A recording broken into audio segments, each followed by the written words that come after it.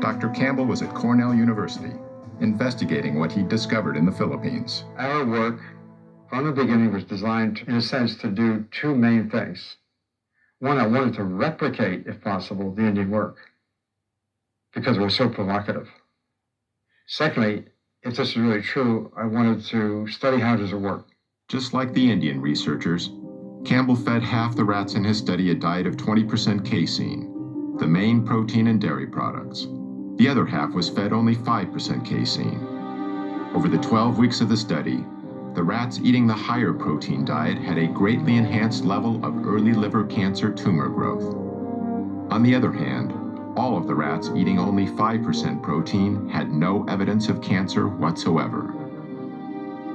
But Dr. Campbell decided to take these findings a step further. This time, instead of keeping his test rats on the same diet throughout the study, he kept them in one group and switched their diets back and forth, between 5 and 20% dairy protein, doing so at 3-week intervals. The results were astonishing. Whenever the rats were fed 20% protein, early liver tumor growth exploded.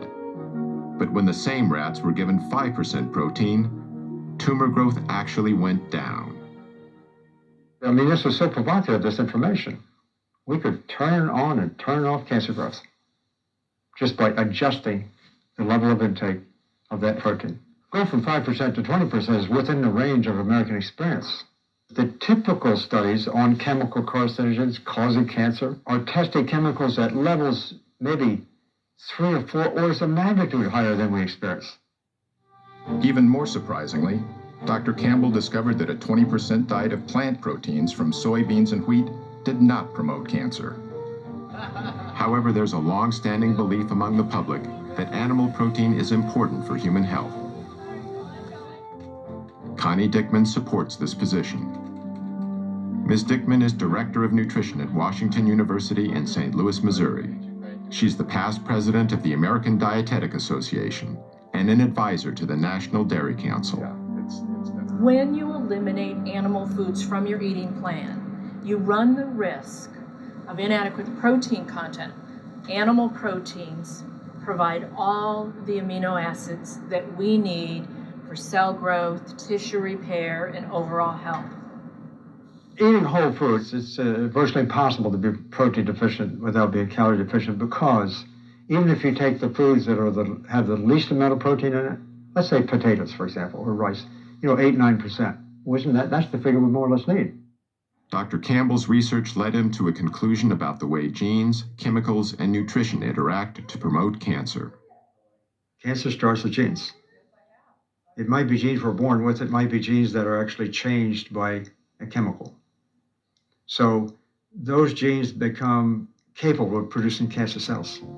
Whether we do or don't get cancer is primarily related to how we promote those cancer cells to grow over time. That's where nutrition comes into play. They go much more rapidly when they were fed animal protein. Dr. Campbell and other nutritional scientists have found that only a small percentage of cancer cases are caused solely by genes.